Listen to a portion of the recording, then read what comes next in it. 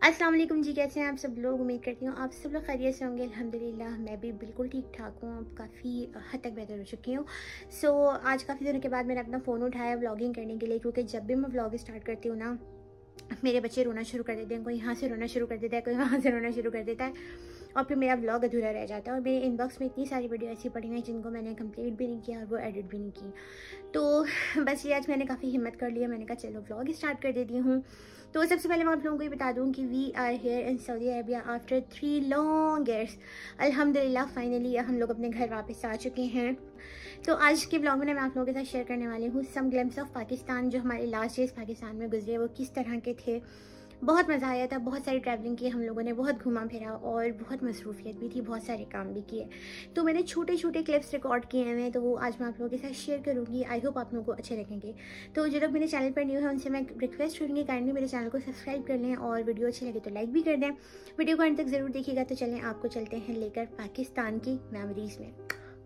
जी कहानी स्टार्ट होती है छठी वाले दिन से। मैंने लास्ट वाला व्लॉग आप लोगों के साथ शेयर किया था भाई की बेटी की छठी की दावत का, और ये वाला क्लिप उसके 2 दिन बाद का है। और 2 दिन बाद थी भाई की फ़्लाइट। और भाई कहाँ पर जा रहा है, तो भाई जा रहा है सऊदी अरबिया तकरीबन 1 साल के बाद। तो यहाँ पर हम सब लोग उसको सी ऑफ़ करने आए हुए हैं।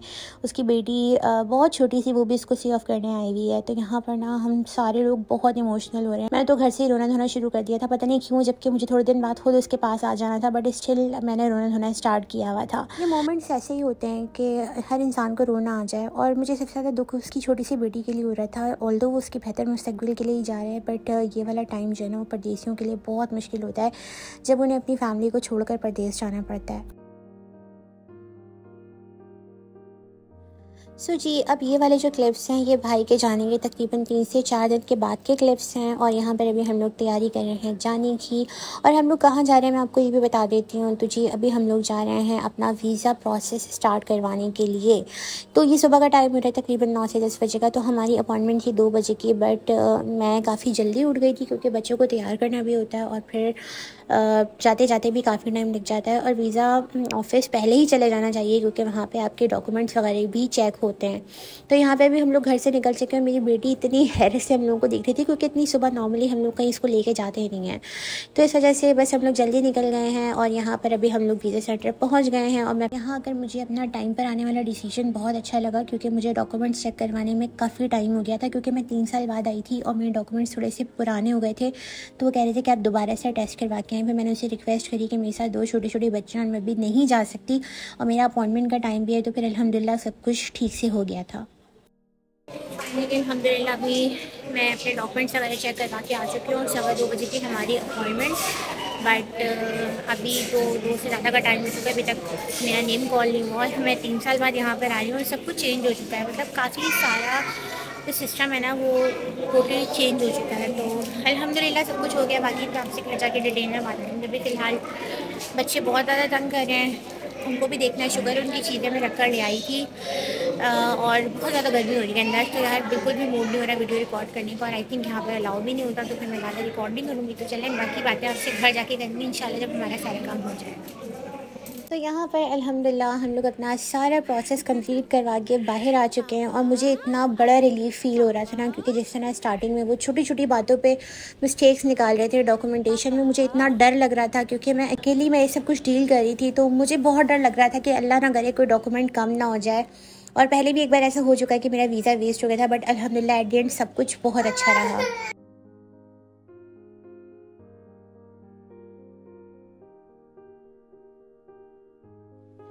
गाइज़ ये भी कुछ दिनों बाद का क्लिप है, तकरीबन 3 से 4 दिन बाद का। और यहाँ पर मैं इतनी ज़्यादा एक्साइटेड हूँ कि मैं आपको बता नहीं सकती, क्योंकि जब हम लोग वीज़ा प्रोसेस करवाने गए थे ना, तो उन्होंने कहा था कि आपको विदिन 1 वीक के बाद आपका जो वीज़ाज़ हैं वो मिल जाएंगे। बट 2 से 3 दिन ही गुजरे थे, हार्डली 4 दिन गुजरे होंगे, मुझे इतना एग्जैक्ट याद भी नहीं है कि कोरियर घर पर आ गया। और मेरी खुशी का ठिकाना ही नहीं था। और मुझसे ज़्यादा मेरी बेटी एक्साइटेड है, पहले जाके खड़ी हो गई है।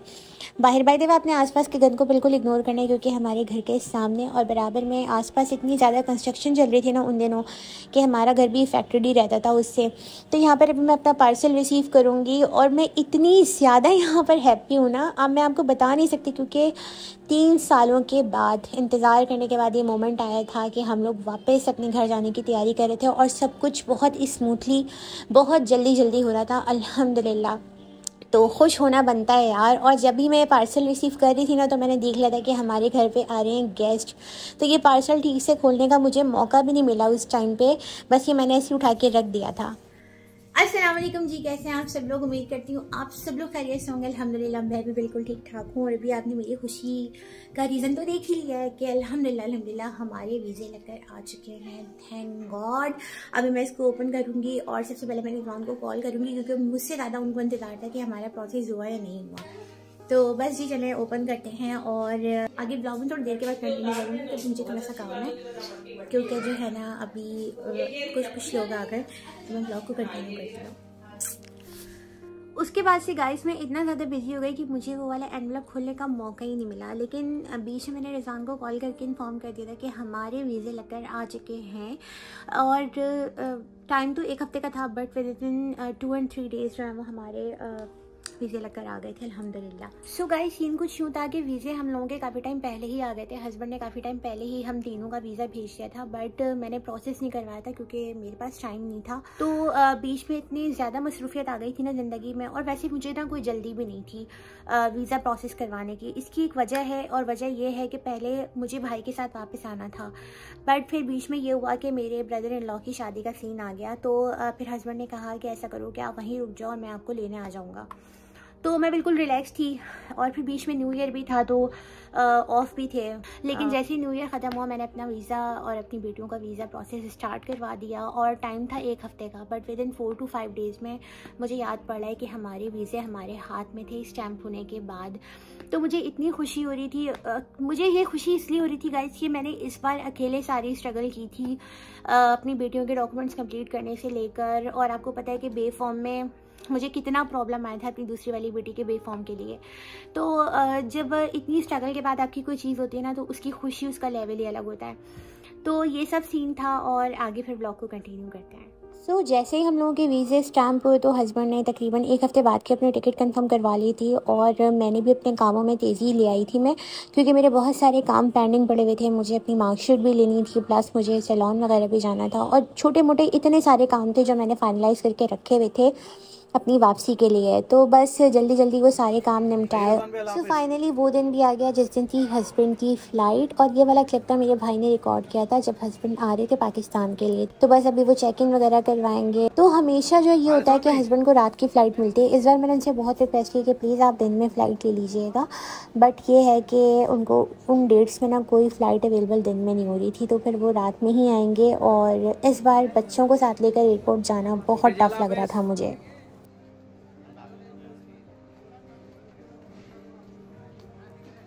सो यहाँ पर हम लोग पहुँच चुके हैं अर्ली मॉर्निंग एयरपोर्ट पर। और अभी देखिए सही से ना रोशनी भी नहीं निकली थी, लेकिन फिर भी इतना रश हो रहा था यार, हद होती है। मतलब ये वाहिद जगह है जहाँ पे कभी भी रश कम नहीं होता।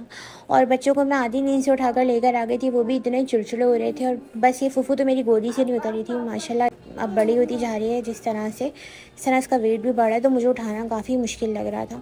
तो यही नुकसान होते हैं अर्ली मॉर्निंग फ़्लाइट के, कि बच्चे अच्छा खासा चढ़ जाते हैं। बड़ों की तो खैर होती है, बट बच्चे बहुत तंग करते हैं। तो इस बार हमारे एयरपोर्ट के इतने चक्कर लगे, पहले भाई को सी ऑफ करने आए, फिर हस्बैंड को लेने आए, और फिर अभी एक और चक्कर लगेगा जो आगे आके मैं आपको व्लॉग में दिखाऊंगी। आप लोगों ने बिल्कुल बोर नहीं होना।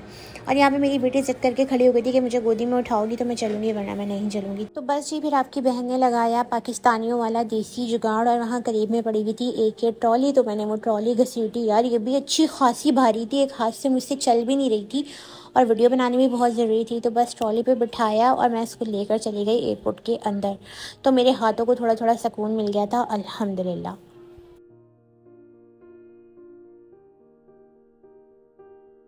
और यहाँ पर हो रहा है शिद्दतों से बाबा का इंतज़ार। ये देखें फुफू नींद में बैठी और इसकी निगाहें बिल्कुल सामने गेट पे थी, क्योंकि मैंने इसको बताया था कि बाबा यहाँ से आएंगे।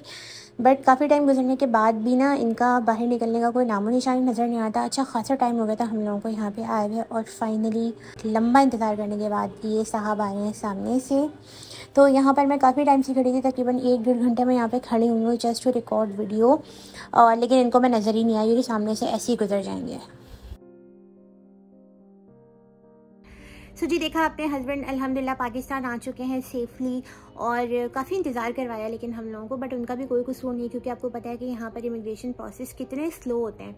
तो एनीवेज़ आज के व्लॉग को ना हम यहीं तक रखेंगे, बाकी आगे वाला जितना भी व्लॉग होगा वो आपसे मैं नेक्स्ट वीडियो में शेयर करूँगी, क्योंकि व्लॉग बहुत लंबा हो चुका है, आप लोग बोर हो जाएंगे।